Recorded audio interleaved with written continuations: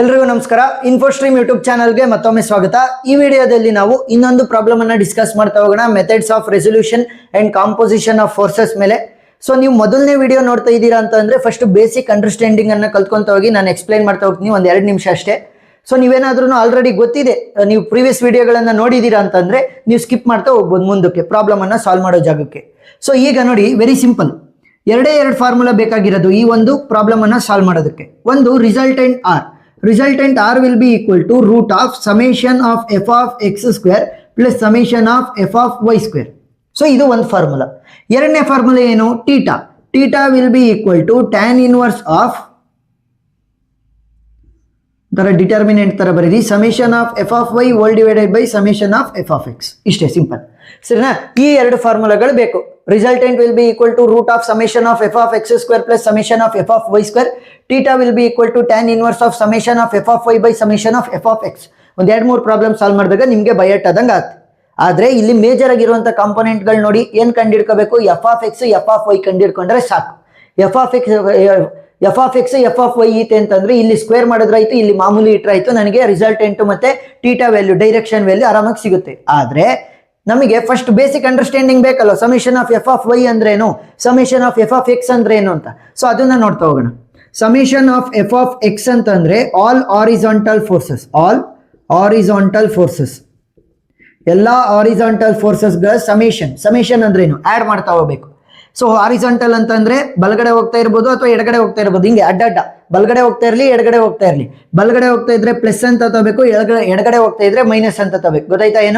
ಏನಾದ್ರೂ horizontal forces ಗಳು ಬಲಗಡೆ ಹೋಗ್ತಾ ಇದಾವೆ ಅಂತಂದ್ರೆ ಪ್ಲಸ್, ಎಡಗಡೆ ಹೋಗ್ತಾ ಇದಾವೆ ಅಂತಂದ್ರೆ ಮೈನಸ್. ಅದೇ ರೀತಿ summation of F of Y ಅಂತಂದ್ರೇನು? All vertical forces, all vertical forces. So ಇದ್ರಲ್ಲೂ ಅಷ್ಟೇ, ಒಂದು ಮೇಲ್ಗಡೆ ಹೋಗ್ಬೋದು ಫೋರ್ಸ್ ಅಥವಾ ಕೆಳಗಡೆ ಹೋಗ್ಬೋದು. ವರ್ಟಿಕಲ್ ಅಂತಂದ್ರೆ ಈ ತರ ಅಲ್ವಾ? ಸೊ ಒಂದ್ ಮೇಲ್ಗಡೆ ಹೋಗ್ಬೋದು ಅಥವಾ ಕೆಳಗಡೆ ಹೋಗ್ಬೋದು. ಮೇಲ್ಗಡೆ ಹೋದ್ರೆ ಪ್ಲಸ್, ಕೆಳಗಡೆ ಹೋದ್ರೆ ಮೈನಸ್, ಗೊತ್ತಿರಬೇಕು. ಹಾರಿಜಾಂಟಲ್ ಅಲ್ಲಿ ಬಲಗಡೆ ಹೋದ್ರೆ ಪ್ಲಸ್, ಎಡಗಡೆ ಹೋದ್ರೆ ಮೈನಸ್. ವರ್ಟಿಕಲ್ ಅಲ್ಲಿ ಮೇಲ್ಗಡೆ ಹೋದ್ರೆ ಪ್ಲಸ್, ಕೆಳಗಡೆ ಹೋದ್ರೆ ಮೈನಸ್. ಸೊ ಈ ಬೇಸಿಕ್ ಅಂಡರ್ಸ್ಟ್ಯಾಂಡಿಂಗ್ ಇದ್ರೆ ಸಾಕು, ಯಾವುದೇ ಪ್ರಾಬ್ಲಮ್ ಕೊಟ್ಟರು ಈ ಒಂದು ಟಾಪಿಕ್ ಕಂಡರು ನೀವು ಸಾಲ್ವ್ ಮಾಡ್ತಾ ಹೋಗ್ಬೋದು. ಸೊ ಇವಾಗ ಪ್ರಾಬ್ಲಮ್ಗೆ ಹೋಗೋಣ, ಅವಾಗ ನೀಟಾಗಿ ಅಂಡರ್ಸ್ಟ್ಯಾಂಡ್ ಆಗ್ತಾ ಹೋಗುತ್ತೆ. ಸೊ ಪ್ರಾಬ್ಲಮ್ ಅನ್ನ ನೀವು ನೋಡಿದ್ರೆ ಹಾರಿಜಾಂಟಲ್ ಫೋರ್ಸ್ ಎಷ್ಟಿದೆ, ವರ್ಟಿಕಲ್ ಫೋರ್ಸ್ ಎಷ್ಟಿದೆ? ಒಂದೇ ಒಂದು ಹಾರಿಜಾಂಟಲ್ ಫೋರ್ಸ್ ಇರೋದು, ಯಾವುದು? 100 ನ್ಯೂಟನ್. ಇನ್ನು ಉಳಿದಿರೋವೆಲ್ಲ ಏನಾಗಿದೆ? ಬೆಂಡ್ ಆಗಿದಾವೆ. ಬೆಂಡ್ ಅಂತಂದ್ರೆ ಇನ್ಕ್ಲೈನ್ಡ್ ಅಟ್ ಸಮ್ ಆಂಗಲ್ಸ್ ಅಂತಂದ್ರೆ ನೋಡಿ, ಇಲ್ಲಿ ಬೆಂಡ್ ಆಗಿದಾವೆ ವಿತ್ 130 ಡಿಗ್ರಿ, ಬೆಂಡ್ ಆಗಿದೆ ವಿತ್ 40 ಡಿಗ್ರಿ. ಸೊ ಈಗ ಏನ್ ಮಾಡ್ಬೇಕು ಅಂತಂದ್ರೆ, ಈ ಬೆಂಡ್ ಆಗಿದಾವಲ್ಲ ಈ ಇನ್ಕ್ಲೈನ್ಡ್ ಫೋರ್ಸಸ್ ಗಳಿಗೆ ಒಂದು ವರ್ಟಿಕಲ್ ಕಾಂಪೊನೆಂಟ್, ಒಂದು ಹಾರಿಜಾಂಟಲ್ ಕಾಂಪೊನೆಂಟ್ ಅನ್ನ ಬರಿಬೇಕು. ಯಾವ ರೀತಿ ನೋಡಿ ಇಲ್ಲಿ, ಸೊ ಒಂದು ಹಾರಿಜಾಂಟಲ್ ಕಾಂಪೊನೆಂಟ್, ಒಂದು ವರ್ಟಿಕಲ್ ಕಾಂಪೊನೆಂಟ್ ಅನ್ನ ಬರಿಬೇಕು. ಯಾವ ರೀತಿ ನೋಡಿ, ಇಲ್ಲಿ ಡೈರೆಕ್ಷನ್ ಹೊರಗಡೆ ಹೋಗ್ತಾ ಇರೋದು. ಸೊ ನಾನು ಕೂಡ ಈ ಕಾಂಪೊನೆಂಟ್ಗಳು ಏನು ವರ್ಟಿಕಲ್ ಮತ್ತೆ ಹಾರಿಜಾಂಟಲ್ ಕಾಂಪೊನೆಂಟ್ ಬರೀತೀನಿ, ಅವಕ್ಕೂ ಕೂಡ ಡೈರೆಕ್ಷನ್ ಹೊರಗಡೆ ತೋರಿಸ್ಬೇಕು. ನೆಕ್ಸ್ಟ್ ಇಲ್ಲಿ ನೋಡಿ, ಒಂದು ಹಾರಿಜಾಂಟಲ್ ಕಾಂಪೊನೆಂಟ್, ಒಂದು ವರ್ಟಿಕಲ್ ಕಾಂಪೊನೆಂಟ್, ಹೊರಗಡೆ ಹೋಗ್ತಾ ಇರೋದ್ರಿಂದ ಡೈರೆಕ್ಷನ್ ಹೊರಗಡೆನೆ ತೋರಿಸ್ಬೇಕು.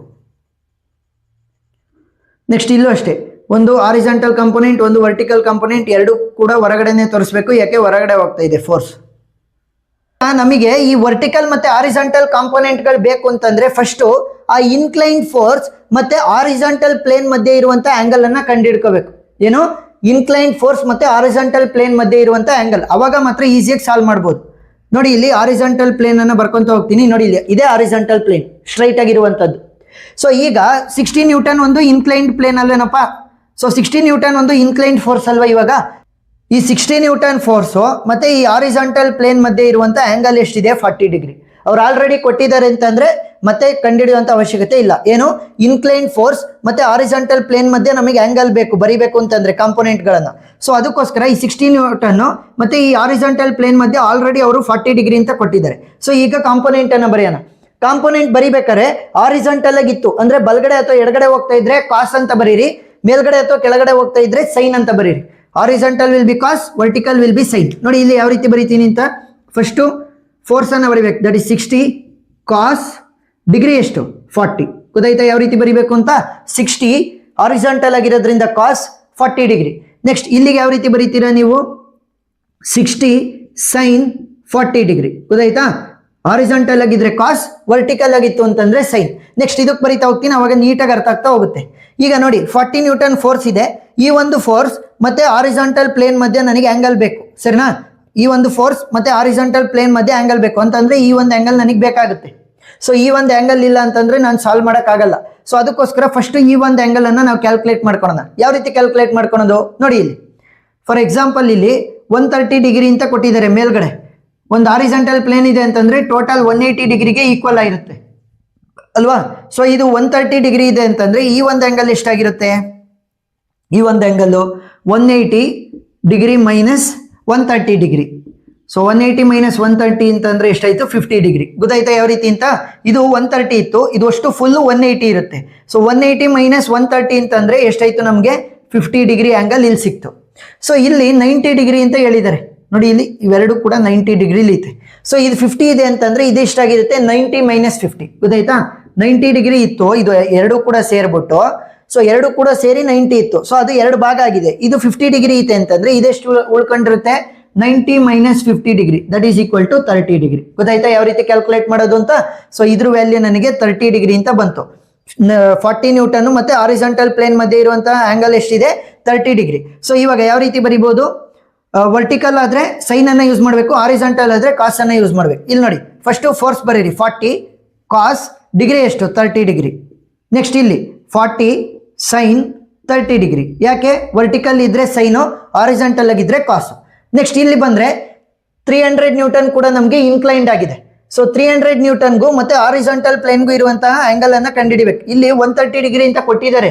ಜಾಸ್ತಿ ಇರೋದನ್ನ ತಗೋಬಾರ್ದು, ಸ್ವಲ್ಪ ಇರೋದನ್ನ, ಅಂದ್ರೆ ಆಲ್ಮೋಸ್ಟ್ ಇನ್ನೇನು ಬೀಳೋ ತರ ಇರುತ್ತಲ್ಲ, ಸೊ ಆ ಕಡೆ ಸೈಡ್ ಅಲ್ಲಿ ಇರುವಂತಹ ಆಂಗಲ್ ಅನ್ನ ತಗೋಬೇಕು. ಗೊತ್ತಾ? ಹಿಂಗ್ ಬೀಳಂಗಿರುತ್ತಲ್ಲ ಇನ್ಕ್ಲೈನ್ ಫೋರ್ಸು, ಸೊ ಆ ಒಂದು ಆಂಗಲ್ ಅನ್ನ ತಗೋಬೇಕು. ಸರಿನಾ? 130 ಬೇಡ, ನಮಗೆ 50 ಡಿಗ್ರಿಯನ್ನ ತಗೋಬೇಕಾಗತ್ತೆ. ಸೊ 300 ಫೋರ್ಸ್ ಇರೋದ್ರಿಂದ ವರ್ಟಿಕಲ್ ಇದ್ರೆ ಏನಂತ ಬರೀತೀರಾ? 300 ಸೈನ್ 50 ಡಿಗ್ರಿ ಅಂತ ಬರೀತೀನಿ. ನೆಕ್ಸ್ಟ್ 50 ಡಿಗ್ರಿ ಅಲ್ವಾ ತಗೊಂಡಿರೋದು. ನೆಕ್ಸ್ಟ್ ಹಾರಿಜಾಂಟಲ್ ಆಗಿತ್ತು ಅಂತಂದ್ರೆ 300 ಕಾಸ್ 50 ಡಿಗ್ರಿ ಅಂತ ಬರೀತೀನಿ. ಹಾರಿಜಾಂಟಲ್ ಆಗಿದ್ರೆ ಕಾಸ್, ವರ್ಟಿಕಲ್ ಆಗಿದ್ರೆ ನಮಗೆ ಸೈನ್ ಅಂತ ಬರೀಬೇಕು. Angle between the incline force ಮತ್ತೆ ಹಾರಿಜಾಂಟಲ್ ಪ್ಲೇನ್ ಇನ ವ್ಯಾಲ್ಯೂನ ನಾವು ಕ್ಯಾಲ್ಕುಲೇಟ್ ಮಾಡ್ಕೊಂಡ್ರೆ ಡಿಗ್ರಿಯನ್ನ ಅವಾಗ ಈಸಿಯಾಗಿ ಕ್ಯಾಲ್ಕುಲೇಟ್ ಮಾಡಬಹುದು. ಒಂದ್ 2-3 ಪ್ರಾಬ್ಲಮ್ ಅನ್ನ ಸಾಲ್ವ್ ಮಾಡಿ ಕ್ಲೀನ್ ಆಗಿ ಅರ್ಥ ಆಗ್ತಾ ಹೋಗುತ್ತೆ. ಸೊ ಈಗ ಏನ್ ಮಾಡೋಣ ಅಂತಂದ್ರೆ summation of F of X ಅನ್ನ ಬರೆಯೋಣ first. So summation of F of X ಅಂತಂದ್ರೆ ಆಲ್ ಹಾರಿಜಾಂಟಲ್ ಫೋರ್ಸ್. ಬಲ್ಗಡೆ ಹೋಗ್ತಾ ಇದ್ರೆ ಪ್ಲಸ್, ಎಡಗಡೆ ಹೋಗ್ತಾ ಇದ್ರೆ ಮೈನಸ್. ಹಾರಿಜಾಂಟಲ್ ಫೋರ್ಸಸ್ ಗಳು ಯಾವ್ಯಾವ ಇದಾವೆ ನೋಡಿ. ಒಂದು 100 ನ್ಯೂಟನ್ ಇದೆ, ಇನ್ನೊಂದು 300 ಕಾಸ್ 50 ಇದೆ, 40 ಕಾಸ್ 30 ಇದೆ, ನೆಕ್ಸ್ಟ್ 60 ಕಾಸ್ 40 ಡಿಗ್ರಿ ಇದೆ. ಸೊ ಇದಷ್ಟನ್ನು ಕೂಡ ಬರಿಬೇಕು. ಬಲ್ಗಡೆ ಹೋದ್ರೆ ಪ್ಲಸ್, ಎಡಗಡೆ ಹೋದ್ರೆ ಮೈನಸ್, ಯಾವ್ದನ್ನಾದ್ರೂ ಫಸ್ಟ್ ಬರಿಬಹುದು. ಸರಿನಾ? 100 ಫಸ್ಟ್ ಬರಿಬೇಕು ಅಂತ ಏನಿಲ್ಲ. ಸೊ 100 ಅಂತ ಬರಿತೀನಿ, ಯಾಕಂದ್ರೆ ಅದು ಬಲ್ಗಡೆ ಹೋಗ್ತಾ ಇದೆ ಪ್ಲಸ್. ನೆಕ್ಸ್ಟ್ 300 ಕಾಸ್ 50 ಏನಾಗ್ತಾ ಇದೆ? ಎಡಗಡೆ ಹೋಗ್ತಾ ಇದೆ. ಸೊ ಮೈನಸ್ 300 ಕಾಸ್ 50 ಡಿಗ್ರಿ. ನೆಕ್ಸ್ಟ್ ಇಲ್ಲಿ 40 ಕಾಸ್ 30 ಏನಾಗ್ತಾ ಇದೆ? ಎಡಗಡೆ ಹೋಗ್ತಾ ಇದೆ. ಎಡಗಡೆ ಹೋಗ್ತಾ ಇದ್ರೆ ಮೈನಸ್ 40 ಕಾಸ್ ಎಷ್ಟು ಡಿಗ್ರಿ? 30 ಡಿಗ್ರಿ. ನೆಕ್ಸ್ಟ್ ಇಲ್ಲಿ 60 ಕಾಸ್ 40 ಏನಾಗ್ತಾ ಇದೆ? ಬಲ್ಗಡೆ ಹೋಗ್ತಾ ಇದೆ. ಬಲ್ಗಡೆ ಹೋಗ್ತಾ ಇದ್ರೆ plus.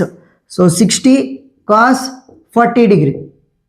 So summation of F of x value ಏನಾಗುತ್ತೆ? ಅಷ್ಟನ್ನು ಕೂಡ ಒಂದೇ ಸಲ ಕ್ಯಾಲ್ಕುಲೇಟರ್ ಅಲ್ಲಿ ಹಾಕಿ ವ್ಯಾಲ್ಯೂ ಸಿಗ್ತಾ ಹೋಗುತ್ತೆ ನೋಡಿ. ಫಸ್ಟ್ 100 ಮೈನಸ್ 300, ಮಲ್ಟಿಪ್ಲಿಕೇಶನ್ ಸಿಂಬಲ್ ಹಾಕುವಂತ ಅವಶ್ಯಕತೆ ಏನಿಲ್ಲ. 300 ಆದ್ಮೇಲೆ ಕಾಸ್ ಅಂತ ಒತ್ತಿ, ಆಮೇಲೆ 50ನ ಒತ್ತಿ ಅಷ್ಟೇ.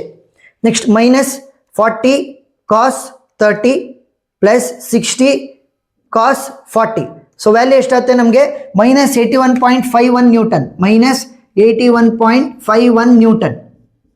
Next summation of F of Y ಅನ್ನ ಕ್ಯಾಲ್ಕುಲೇಟ್ ಮಾಡೋಣ. Summation of F of Y ಅಂತಂದ್ರೇನು? Vertical forces. ಮೇಲ್ಗಡೆ ಹೋಗ್ತಾ ಇದ್ರೆ ಪ್ಲಸ್, ಕೆಳಗಡೆ ಹೋಗ್ತಾ ಇದ್ರೆ ಮೈನಸ್ ಆಗುತ್ತೆ. ಸೊ ಈ ತರ ಬರಿಬೇಕು ಸಿಂಬಲ್. ಮೇಲ್ಗಡೆ ಹೋಗ್ತಾ ಇದ್ರೆ ಪ್ಲಸ್ ಅಂತ. ಸೊ ಈಗ ಯಾವ್ಯಾವ ವರ್ಟಿಕಲ್ ಫೋರ್ಸಸ್ ಗಳಿದಾವೆ ನಮಗೆ?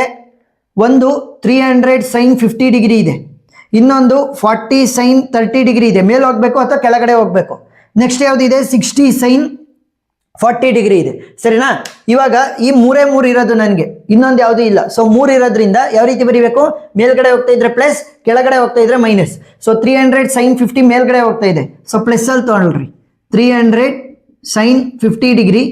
ನೆಕ್ಸ್ಟ್ ಈ 40 ಸೈನ್ 30 ಕೆಳಗಡೆ ಹೋಗ್ತಾ ಇದೆ, ಕೆಳಗಡೆ ಹೋಗ್ತಾ ಇದ್ರೆ minus 40 sine 30 degree.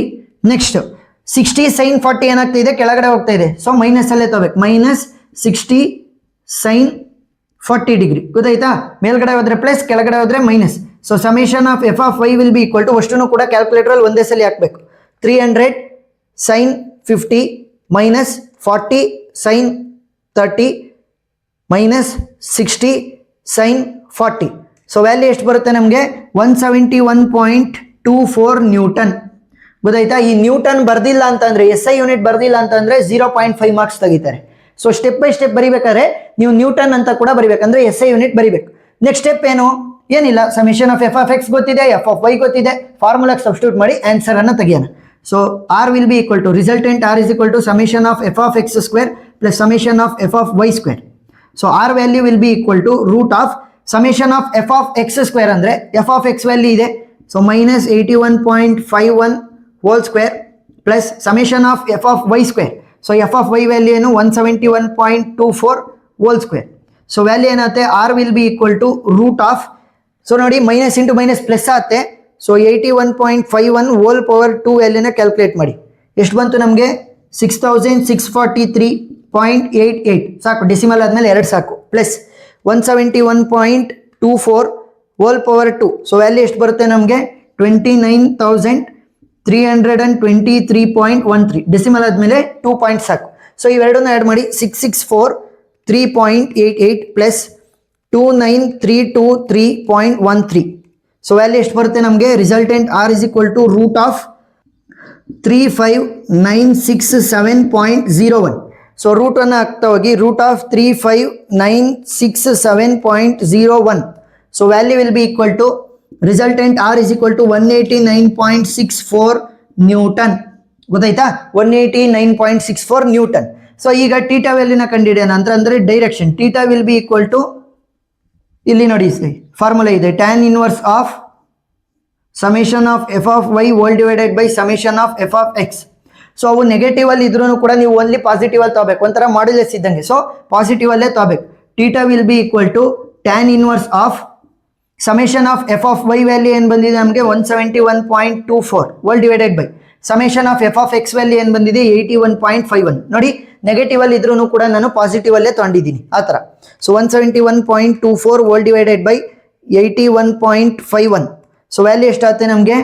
Theta will be equal to tan inverse of 2.1008 ಸಾಕು. ಸೊ ಈಗ tan ಇನ್ವರ್ಸ್ ಬರ್ಸೋದು ಯಾವ ರೀತಿ? ಸಿಂಪಲ್, ಶಿಫ್ಟ್ ಅನ್ನು ಒತ್ತಿ tan ಅನ್ನು ಒತ್ತಿ tan ಇನ್ವರ್ಸ್ ಬರುತ್ತೆ. ಏನು? ಶಿಫ್ಟ್ ಅನ್ನು ಒತ್ತಿ tan ಅನ್ನು ಒತ್ತಿದ್ರೆ tan ಇನ್ವರ್ಸ್ ಬಂತು 2.1008 ಅಥವಾ 2.1 ಸಾಕು, ಏನಾಗಲ್ಲ. ಸೊ ವ್ಯಾಲ್ಯೂ ಎಷ್ಟು ಬರುತ್ತೆ ನಮಗೆ? Theta will be equal to 64.54 degree. ಗೊತ್ತಾಯ್ತಾ? ಇಲ್ಲಿ ಒಂದು ಸ್ವಲ್ಪ ಸ್ಲೈಟ್ ವೇರಿಯೇಷನ್ ಆಗ್ಬೋದು, ಡಿಗ್ರಿಯಲ್ಲಿ ಇರ್ಬೋದು ಮತ್ತೆ ಇಲ್ಲಿ ನ್ಯೂಟನ್ ಅಲ್ಲಿ ಇರ್ಬೋದು. ಯಾಕಂತಂದ್ರೆ ಒಬ್ಬೊಬ್ರು ಡೆಸಿಮಲ್ ಆದ್ಮೇಲೆ 2 ಪಾಯಿಂಟ್ಸ್ ತಗೊಂಡಿರ್ತಾರೆ, ಒಬ್ಬೊಬ್ರು 1 ಪಾಯಿಂಟ್ ತಗೊಂಡಿರ್ತಾರೆ, ಒಬ್ಬೊಬ್ರು 3 ಪಾಯಿಂಟ್ ತಗೊಂಡಿರ್ತಾರೆ, ಏನಲ್ಲ. ಬಟ್ ನಿಮ್ಮ ಪ್ರೊಸೀಜರ್ ಕರೆಕ್ಟ್ ಆಗಿದ್ರೆ ಫುಲ್ ಆನ್ ಫುಲ್ ಮಾರ್ಕ್ಸ್ ಸಿಗ್ತಾ ಹೋಗುತ್ತೆ, ಸರಿನಾ? ಎಸ್. ಸೊ ಏನೇ ಡೌಟ್ ಇರಲಿ ಕಮೆಂಟ್ ಸೆಕ್ಷನ್ ಅಲ್ಲಿ ತಿಳಿಸಿ, ನಾನು ಕ್ಲಾರಿಫೈ ಮಾಡ್ತೀನಿ. ಎಕ್ಸ್ಟ್ರಾ ಪ್ರಾಬ್ಲಮ್ಗಳ ವಿಡಿಯೋ ಲಿಂಕ್ ಅನ್ನ ಡಿಸ್ಕ್ರಿಪ್ಷನ್ ಅಲ್ಲಿ ಪ್ಲೇ ಲಿಸ್ಟ್ ಮುಖಾಂತರ ಕೊಟ್ಟಿದ್ದೀನಿ, ನೀವು ನೋಡಬಹುದು. ವಿಡಿಯೋ ಇಷ್ಟ ಆಗಿದ್ರೆ ಸಬ್ಸ್ಕ್ರೈಬ್ ಮಾಡ್ಕೊಂಡು ಸಪೋರ್ಟ್ ಮಾಡೋದನ್ನ ಮರಿಬೇಡಿ. Thank you for watching.